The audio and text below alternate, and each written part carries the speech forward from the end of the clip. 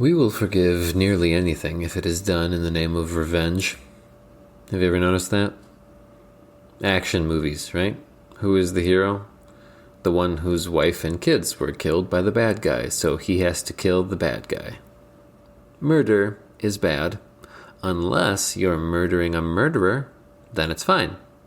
We forgive that pretty quickly. Simeon's sister was raped, and that immediately justifies anything he might do in response. Simeon was the second-born son of Jacob by his first wife Leah. Simeon had 11 brothers, but only one sister.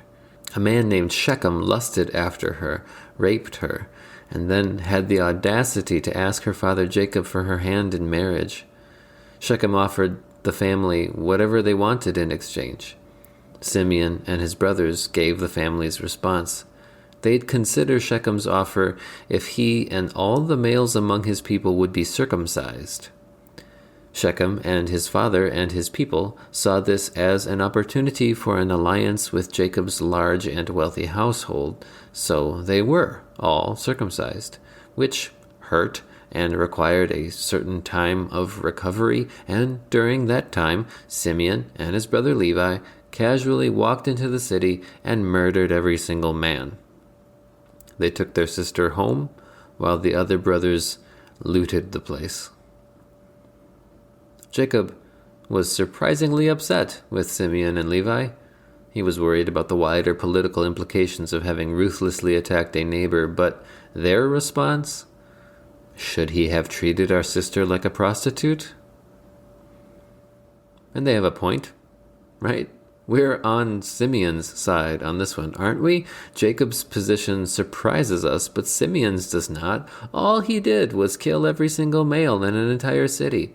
That seems like a relatively measured response to the rape of his one and only sister. His rage is totally justified and therefore totally and immediately forgivable. Simeon is the hero of the story. And if we ask ourselves why that is, doesn't the answer have to be because they deserved it? Of course. That's what makes vengeance justifiable in our eyes. Every time. They deserved it. But who doesn't?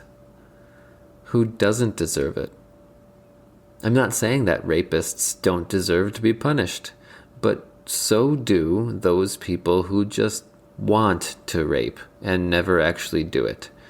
And so do those who commit murder, no matter what the motive. And so do those who hate enough to kill and yet never get the chance. And everyone else too. Nobody doesn't deserve punishment. Nobody doesn't deserve vengeance. Nobody doesn't sin.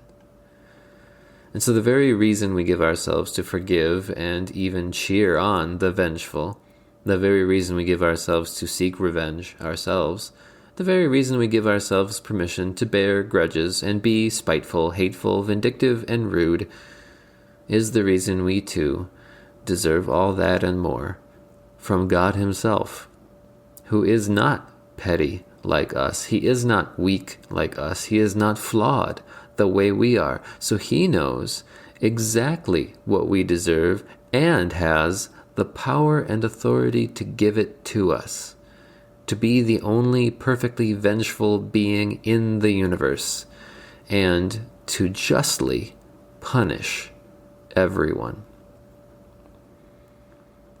Vengeance is only justifiable when it's God's.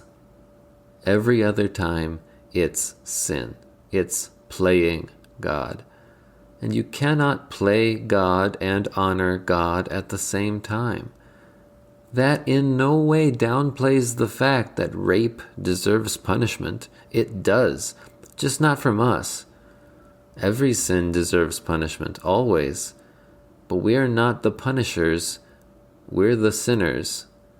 Only God has the right to punish, and He has that right over every single one of us, over the rapist Shechem, over his murderer Simeon, over the looters, over grudge holders, and the hateful, vindictive, and rude, over petty, weak, and flawed sinners.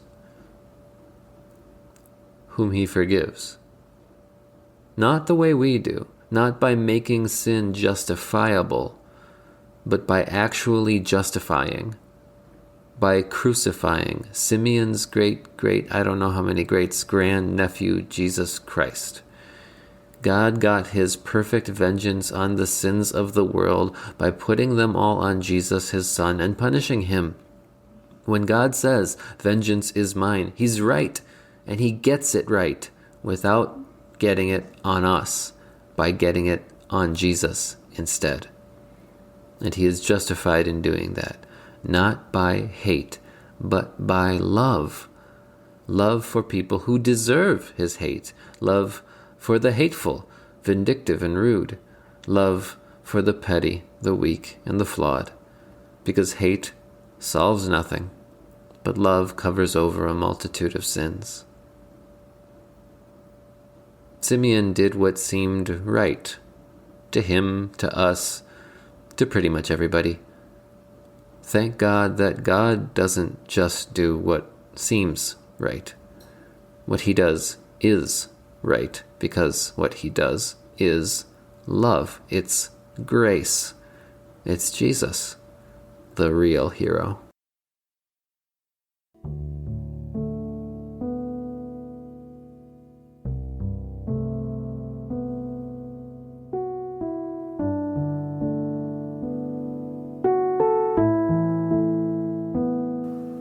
You and I are dust and breath, loved by God, bought by Jesus.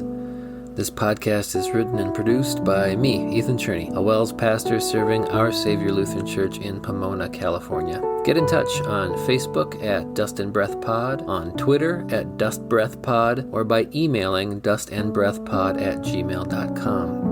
Outro music arranged and performed by Mr. Peter Shawy, who is like gold refined 7 times. Thank you for listening. Don't forget to subscribe. And if you could leave a review in iTunes or just share an episode on social media, I'd really appreciate it. It's the only way other people can find the show. Now, go do what God made you to do. Be who God called you to be. Go see what God can do with dust and breath and faith in Jesus, his son.